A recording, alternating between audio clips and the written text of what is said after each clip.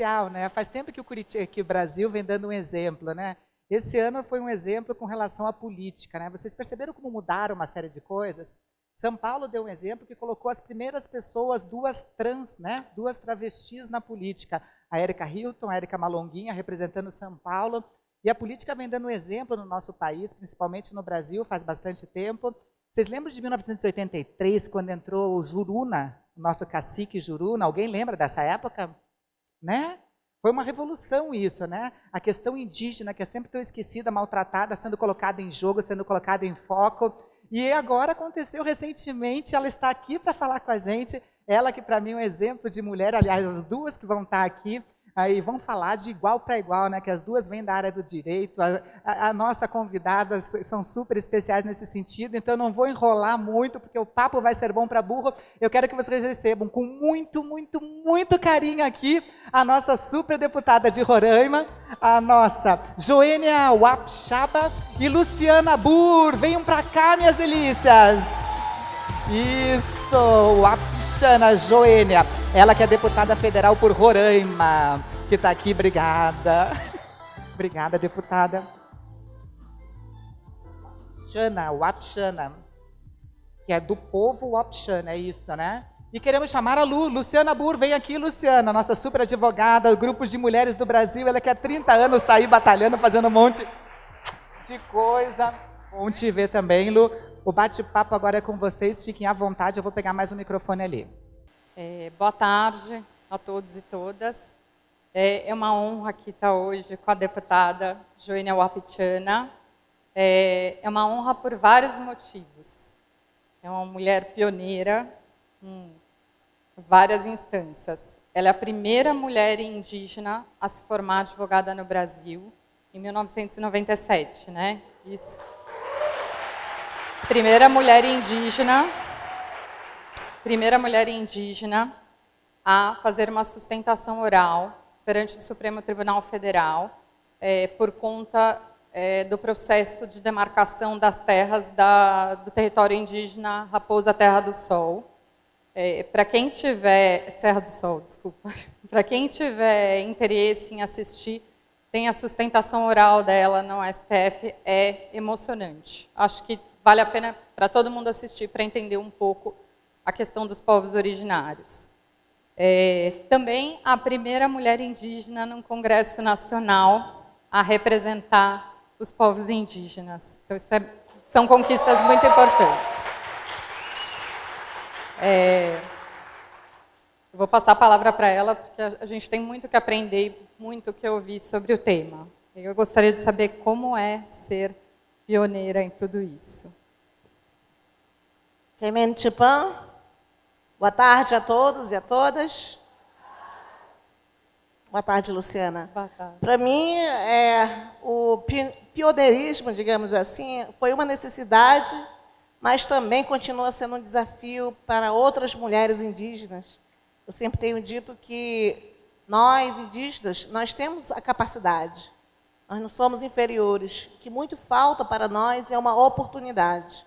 Oportunidade de exercer direitos que são básicos, direitos civis, direitos políticos, ter acesso a políticas públicas diferenciadas, ter todo um acompanhamento no termo de o exercício do direito à cidadania. E foi um processo histórico para nós. Nós que já resistimos há mais de 519 anos. Para vocês terem uma ideia, os historiadores, eles contam nos livros que quando o Brasil foi ocupado pelos portugueses, existiam aqui 5 milhões de indígenas, de mais de 1.000 povos de diferentes culturas. Hoje, 2019, somente existem 305 povos de diferente cultura. O que aconteceu com esse povo? E desses 305, somente 188 línguas indígenas são faladas. E uma censo do IBGE de 2010 aponta que nós somos quase 1 milhão a população indígena no Brasil. Então, esses dados, que são fatos, já mostram que alguma coisa está errada aí. Alguma coisa aconteceu com esses indígenas. Eu estou vindo lá da Amazônia, meu estado é de Roraima. O estado que, o último, digamos assim, acessado por uma estrada que levou à colonização, que muitas vezes foi negada a existência dos próprios povos indígenas. Você mencionou um caso aí da Raposa Serra do Sol, que era justamente, nós temos até hoje esse desafio justamente de exercer esses direitos que já são consagrados na nossa Constituição. Então, o fato de eu ter ido para uma universidade, né, foi um desafio para mim, para minha família, e também o fato de eu estar hoje no Congresso Nacional, apesar da nossa conquista, a eleição ainda continua sendo um desafio, esse desafio constante. Por isso que eu te digo, o pioneirismo para nós é uma conquista que não foi de graça, teve muitos que perderam suas vidas, muitos que perderam suas terras e ainda sofrem discriminação, são vítimas de ódios constantes, mas continua sendo um espaço importante. Então, o pioneirismo possibilitou justamente a conquista e a usar, digamos assim, esses espaços para justamente defender os direitos coletivos indígenas. Se nós pensarmos na questão do tempo, demorou muito tempo para esse espaço, para vocês terem a oportunidade de ocupar esse espaço, né, de verdade. Isso só agora em 2019. Então, é muito tempo. E eu gostaria que a senhora falasse um pouco sobre as conquistas dos povos indígenas com a redemocratização, com a Constituição de 88. Como é que vieram esses direitos e qual é a evolução disso? Olha, o processo da conquista dos direitos teve passo significativo para a vida hoje dos povos indígenas. Essa nossa Constituição Cidadã de 88, ela trouxe um avanço significativo. Primeiro, trouxe um artigo, inclusive, compartilhando com vocês, é o número do meu gabinete lá no Congresso, é o 231. Todo mundo fica rindo, né, porque o meu gabinete é o 231. Mas por que foi uma escolha bem importante? Porque o 231 é um artigo principal da nossa Constituição Federal que trouxe uma mudança significativa para a vida dos povos indígenas. Primeiro, reconhece os indígenas a sua própria organização social, usos, costumes, crenças e tradições. O que isso significa na nossa vida? Que nós temos uma cultura diferenciada. Eu não sou menos importante ou mais importante como qualquer outro brasileiro. O que diferencia nós é a nossa diferença cultural, são a nossa relação com as terras indígenas. E aí esse artigo trouxe isso, que são reconhecidos aos índios sua organização social, uso e costume. Por isso, o Estado brasileiro ele tem o dever de criar políticas públicas específicas, educação escolar diferenciada, saúde diferenciada, um tratamento em relações políticas, a proteção das terras indígenas. E ele traz também, dentro desse artigo, o dever do Estado brasileiro fazer a demarcação das terras indígenas. Então, muitas vezes, a maior parte do brasileiro, creio eu, não conhece que é uma situação de lei, né, de legislação e de direitos que foram conquistados com a Constituição de 88. Diz que é dever do Estado brasileiro, através da União, demarcar e proteger. Isso quer dizer que ele consegue garantir aos povos indígenas o reconhecimento do direito da terra como sua principal garantia dessa sobrevivência física e cultural. Das terras indígenas se provém a cultura, se faz justamente esse exercício da cidadania em termos de proteger o meio ambiente, de exercer uma educação escolar diferenciada, da saúde. Por que eu falo da saúde e educação? Porque a partir dessa relação com a terra, que a gente faz essa relação com o meio ambiente, é justamente que vai passando os nossos conhecimentos tradicionais, que são milenares. É o exercício da língua, é uma espiritualidade que se tem em relação aos recursos naturais. Talvez muitas pessoas não entendem por que eu digo que existe essa relação especial, porque não consegue visibilizar o relacionamento com a natureza. Então, isso é muito forte para nós, até mesmo de indígenas profissionais, que eu digo.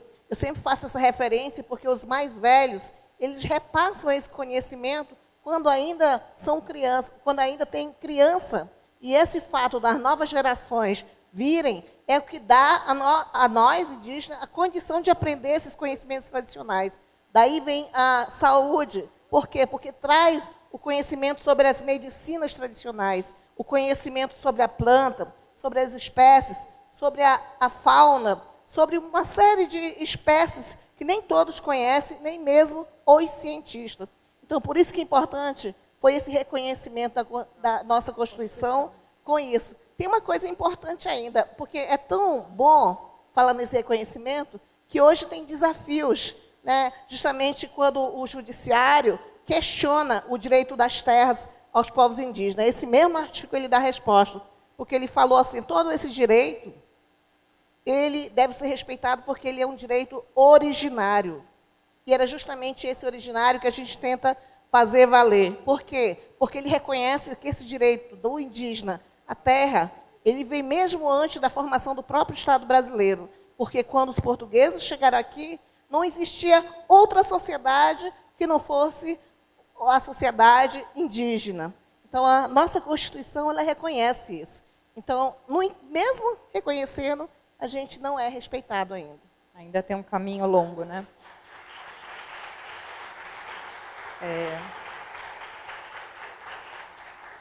Falando um pouco sobre respeito, né? Vamos falar um pouquinho, deputada, sobre por que representatividade importa no Congresso Nacional. Hoje tem toda uma... é mais visível, a questão indígena é mais visível, mas tudo por causa dessa representação que foi sendo conquistada. E eu gostaria de saber um pouquinho, porque as pessoas dizem, não, mas precisa ter um representante negro, precisa ter uma representante mulher, indígena, precisa. Eu já vou até responder uma parte. Mas eu queria saber um pouco a extensão dessa representatividade e no momento atual que a gente se encontra, eu tenho um número aqui que eu não tenho a comprovação dele, mas seriam cerca de 33 proposições anti-indígenas em tramitação no Congresso, sendo 17 para alterar a demarcação de terras de povos indígenas. Então, eu gostaria de saber um pouco dessa parte da representatividade. Você respondeu já parte aí dessa pergunta, mas o nosso Brasil ele é muito rico. Ele é rico nessa diversidade que nós temos. É uma sociedade pluridiversa, plurijurídica, ela tem uma mega diversidade que nem todos conhecem. Infelizmente, ainda o nosso país é um país que eu diria que ele ainda tem muito essa característica de racismo, classista, machista. Desculpe aí as pessoas que discordam, mas eu entendo isso porque os povos indígenas, e a mim especialmente, como mulher indígena, eu sempre não visualizei, eu vivenciei esse sentimento, essa reação por parte da maioria, digamos assim, como via o indígena, né? Sempre dizia que quando a gente assume o espaço, parece que a gente está roubando o espaço de uma outra pessoa, com outras características, né, que não seja a do indígena, do afrodescendente, da mulher. Eu sinto isso hoje, infelizmente, muito forte ainda. Então, nós precisamos ainda conhecer o nosso próprio Brasil, que ele não é formado somente por uma, digamos assim, uma raça, não é formado apenas por um gênero, ele é formado por uma diversidade cultural. E os povos indígenas, eles têm desafio, assim como outros também, têm esse direito de ocupar espaços importantes na tomada de decisão, principalmente ali no Congresso Nacional, onde se discute a vida de pessoas, de seres vivos, que vão influenciar diretamente no dia a dia da vida das pessoas. Nós demoramos muito. A última representação indígena que teve foi do Mário Juruna, há mais de 32 anos, se não me engano, dentro, que veio de uma demanda e abriu um caminho. Agora eu estou vindo com uma mulher indígena, mas no outro contexto também. Uma que vem da Amazônia, uma que teve justamente essa necessidade da representatividade. Porque a gente via, como você mesmo apontou, que todas as proposições, infelizmente, no Congresso, era sempre para prejudicar o indígena, fazendo com que os seus direitos constitucionais, esse que eu falei anteriormente, fossem reduzidos, fossem modificados, para dar abertura para, principalmente, a exploração dos recursos naturais que estão dentro das terras indígenas, fazendo com que a população, a maioria, se voltasse contra, como se os vilões da história, como se fosse quem quisesse tirar o direito da maioria da população fossem os indígenas, mas que tentam conservar essas terras, por exemplo, que é o principal direito que até hoje, né, tenta se modificado, é em relação ao direito territorial. Então, todas essas proposições, elas visam, maior parte, prejudicar o direito coletivo, querendo implementar mineração em terra indígena, hidrelétrica, fazendo com que o direito dos povos indígenas sejam reduzidos. E, recentemente, agora, acho que umas 2 semanas atrás, quem me acompanha viu como que foi, a gente sofreu bastante pressão com uma proposta de uma emenda constitucional, que foi a 187, onde muitos deputados, digamos assim, que tentavam dizer que o indígena vive numa riqueza, porém é pobre, porém precisa de um desenvolvimento, precisa ser colocado dentro da sociedade como nós. Então, esse discurso de dizer o indígena tem que ser igual a nós, está dizendo o quê? Que nós não somos humanos? Qual é o nosso conceito de desenvolvimento? Parece que, para uns, o desenvolvimento é simplesmente viver num rio poluído, é simplesmente viver sobre ameaças, como aconteceu agora em Brumadinho, em Minas Gerais, onde muitos morreram com um desastre que é imensurável até hoje. O desenvolvimento seria beber água contaminada por mercúrio? Será que é esse tipo de desenvolvimento que os brasileiros querem ver acontecer em suas vidas? Para nós, indígenas, não. Para nós tem mais valor a vida, a floresta, mais valor você poder viver em tranquilidade, mesmo que não tenha a moeda econômica, porque para nós a riqueza é você ter uma água limpa, é você ver as crianças, a possibilidade de elas conhecerem os conhecimentos tradicionais, é você ter digamos assim, os valores coletivos que muitos perderam. Muitos vivem muito no individualismo, que não se tem mais o pensamento que todos os benefícios eles devem ser coletivos. Então, Luciana, quando a gente fala que é uma necessidade de a gente estar se representando, é justamente para tentar repassar esses valores indígenas que se perdeu com o tempo. Não se tem mais aquele sentimento de preocupação com o outro ou com a geração futura. E nós, indígenas, ainda preservamos isso com todas as nossas energias, com nossa sabedoria e com toda a força. Então, apesar de a gente estar aqui todo dia conquistando mais espaços, seja ele como profissionais indígenas, seja ele também nos espaços políticos, esses nossos valores que nós aprendemos desde crianças, eles não se vão. Talvez para alguns se vão, né, que se perdem, porque existe bastante pressão também dentro dos povos indígenas. Mas esse é o valor coletivo que a gente tenta fazer com que a sociedade brasileira entenda, respeite e ajude a gente a defender também em qualquer espaço que a gente está assumindo. Muito bom.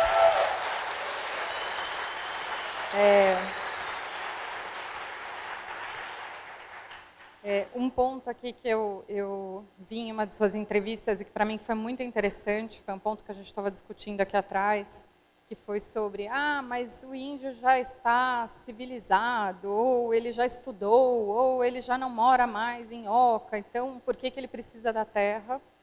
E eu achei a sua resposta assim, sensacional, e eu acho que isso é uma coisa muito importante para nós que vivemos numa cidade, que temos um outro modo de vida, entendermos, porque eu acho que o grande valor da democracia são os diferentes conseguirem conviver, se respeitar, dividirem o espaço. Então, eu gostaria que a senhora falasse um pouco sobre essa questão, do que seria isso. O que é, a senhora já falou um pouco sobre o que é civilização, mas o que é isso? Porque o índio pode estudar, ele pode ter uma profissão, e para que as pessoas entendam o que é isso, né? Que isso não tira o direito de ser índio. Eu convivo com isso todos os dias. Todos os dias. Porque as pessoas me veem, nossa, mas você é indígena mesmo? Aí pergunta, outras perguntam se você é indígena pura. Você é pura? Tem certeza? Sério? Aí você mora lá na comunidade ou na cidade? Eu falei, não interessa. Qualquer lugar que eu ande, isso não vai me tornar branca. Posso passar 10 anos na Alemanha e não vou virar alemã. Eu não vou ficar... Se eu posso até pintar meu cabelo de loira, Mas isso não vai deixar de ser indígena. E eu uso muito a minha história para rebater isso, porque eu venho de uma comunidade indígena, né, que é próxima à cidade de Boa Vista. Minha mãe é de um município, ela já faleceu, mas ela é de um município que se chama, é município de Boa Vista, mas é uma região que se chama Murupu. Meu pai é de um outro município, Amajari. Os dois são apixana, mas a necessidade da gente, principalmente da minha mãe, que eu considero ela a grande mentora, digamos assim, ela é uma mulher muito visionária para o tempo dela. Ela enxergou a educação como um meio de barrar a discriminação, mas também uma série de desafios que até hoje a gente enfrenta. Então, ela queria muito colocar os filhos na escola. Então, teve que se mudar da comunidade indígena para a capital de Boa Vista. Então, foi graças a essa mudança que eu pude ir para a escola, porque senão eu não tinha feito faculdade de Direito, eu não teria lutado para que as escolas indígenas fossem criadas na comunidade e outros indígenas não pudessem passar para a mesma coisa que a gente passou. Dificuldade econômica, racismo, ódio, porque toda vez que vem uma pessoa em Boa Vista, eles pensam que os indígenas estão invadindo o espaço. Mas eu sempre dou uma resposta assim. A gente chama Boa Vista, por exemplo, da Grande Maloca. Porque a minha mãe conta que quando chegaram os primeiros ocupantes, não foram os indígenas que estão mudando, foram a cidade que foram para as terras indígenas. Então, a gente tem uma outra reação. Os indígenas foram expulsos, foram removidos, foram obrigados a se afastar, porque vinha o homem branco, digamos assim. Então, na verdade, aquilo tudo era território indígena. Então, não é esse fato de morar em Boa Vista, o fato de exercer um direito, o fato de ter a possibilidade de entrar numa escola, fazer um curso superior, isso nunca vai tirar a nossa identidade indígena. Isso sim vai fortalecer, vai fazer com que a gente entenda o que está em jogo. Porque nós somos cidadãos brasileiros também. Nós merecemos e nós temos esse direito de exercer a nossa cidadania. Nós temos direito de exercer nossas profissões. Nós temos direito de eleger os nossos próprios representantes, mulheres. Nós temos direito de participar também.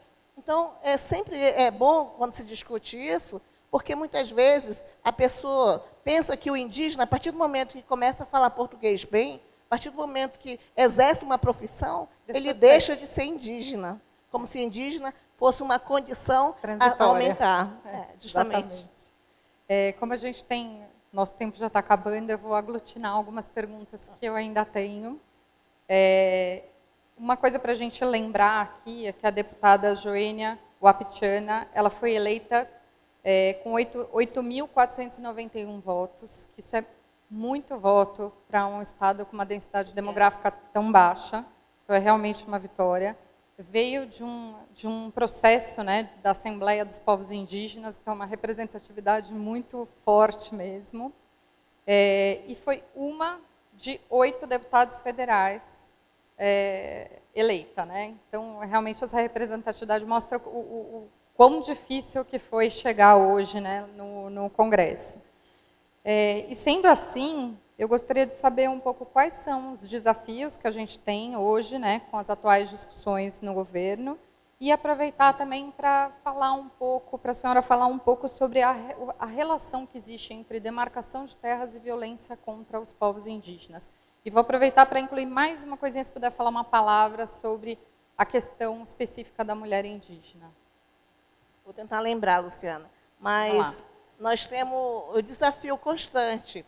Eu, quando cheguei no Congresso, né, eu já senti o próprio desafio no primeiro dia, que era justamente o que eu iria fazer com todas as perseguições e ódio que esse desgoverno Bolsonaro faz em relação aos povos indígenas.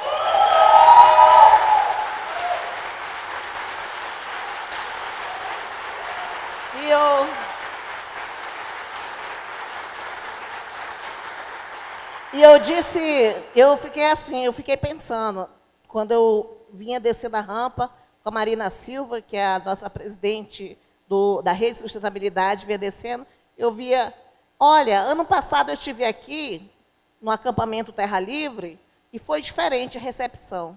Era justamente recebendo os indígenas com gás, spray de pimenta, e uma barreira policial. E hoje já era excelência, pode entrar.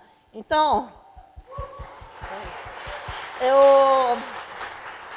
eu pensei assim, eu vou usar toda essa minha autoridade de parlamentar e vou propor também, porque esse é o instrumento, essa é a ferramenta que me possibilitou estar aqui. Então, Bolsonaro, né, que tudo que vier pela frente, eu não vou ficar de cabeça baixa. Eu vou usar todos os conhecimentos que a gente detém e todas as possibilidades para um deputado federal, uma deputada federal possa fazer, eu vou fazer. E a primeira coisa que eu tentei era justamente tirar aquela medida provisória 870, que tirava a possibilidade de demarcação de terras feita pela FUNAI e jogava na mão do agronegócio. Então, a gente lutou desde já, isso foi um avanço. Também nós estamos lutando para justamente para tentar barrar várias propostas que dizem que existe um marco temporal sobre o direito à terra. A terra, o direito dos povos indígenas ele não nasce com a Constituição. E foi um reconhecimento, por isso que eu falei que existe, a própria Constituição determina que esse conceito de direito, ele tenha considerado o direito originário, que é imprescritível, quer dizer, ele não tem um tempo para começar, ele tem, lógico, um tempo que o governo, o Estado brasileiro, deveria ter agilizado para concluir as terras indígenas, que até hoje não concluem. Então, uma das minhas bandeiras é não o retrocesso, tanto aos direitos ambientais, porque para nós não tem como separar direitos indígenas dos direitos socioambientais. Não tem, isso é impossível. Então, quando eu vou defender os povos indígenas, até mesmo as políticas sobre mudanças climáticas, hoje, inclusive, está tendo um ato aqui, né, um ato contra, né, digamos assim, as mudanças climáticas, mas fazer um alerta para os povos. Nós, povos indígenas, vem alertando isso há muito tempo, dizendo que era preciso mudar o comportamento humano em relação ao cuidado com a terra, ao cuidado com o solo. Então, quando alguém diz assim que o agrotóxico é possível melhorar o país, eu vou lá e rebato. O agrotóxico só está trazendo veneno para a mesa da população brasileira.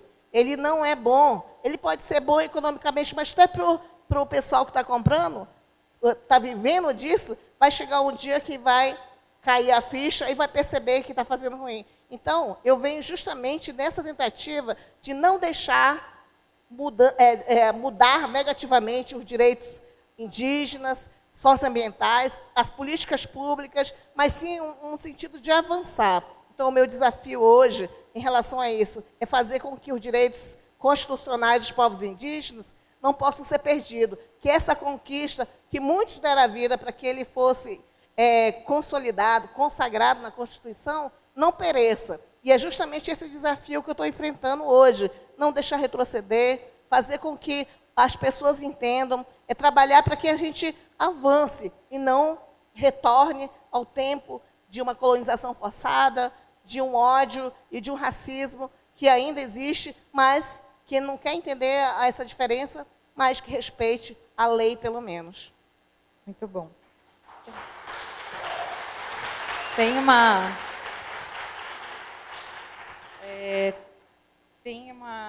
fala sua aqui que eu acho muito interessante, que foi a partir de agora essa representatividade é legítima no Congresso, né?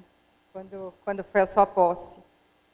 Acho que isso é um marco muito importante na nossa história. E eu queria só relembrar, porque tem algumas coisas do currículo da deputada Joênia Wapichana que acabou passando ao largo, porque o currículo dela é tão maravilhoso que tem muita coisa para a gente falar. Além de mestre em Direito Internacional pela Universidade do Arizona, né? Hoje ela é líder do partido Rede Sustentabilidade no Congresso. Eu acho que isso é uma coisa realmente muito importante também, te coloca num processo de protagonismo. E só agradecer essa sua representatividade, essa sua luta. A democracia é isso, a gente conseguir levar diversas visões ao Congresso.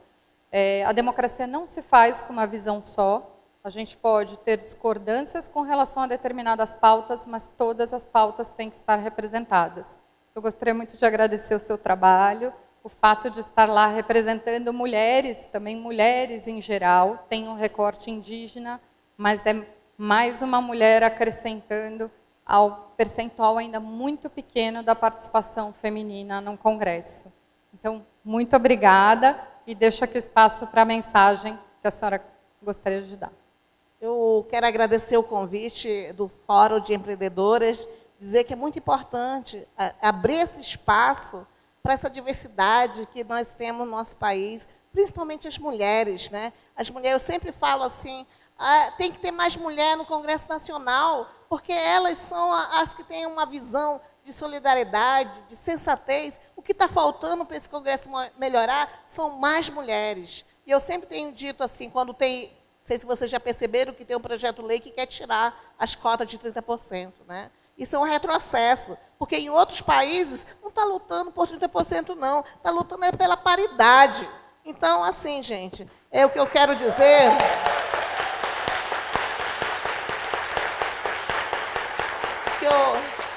O que eu quero dizer é que a gente tem que avançar em termos de consolidação dos direitos humanos. Os povos indígenas estão colocando aí os seus valores, a sua vida, a sua experiência, seus direitos, justamente para que esses valores sejam percebidos pela sociedade brasileira, que compreendam por que é importante a terra indígena para nós. É fundamental para a existência. Nós não queremos fazer só parte dos livros escolares da história que contavam que os índios viviam, os índios pescavam, os índios vivem, os índios pescam, mas os índios usam da tecnologia também, usam celular, são profissionais, são advogados, mulheres indígenas que estão aí, estão lutando pelos seus espaços todos os dias. Essa é uma realidade que nós temos e a gente precisa conhecer um ao outro. Então, eu agradeço esse espaço, porque isso, para mim, todos os espaços que são dadas oportunidade para fóruns, para as conferências, eu acho que essa troca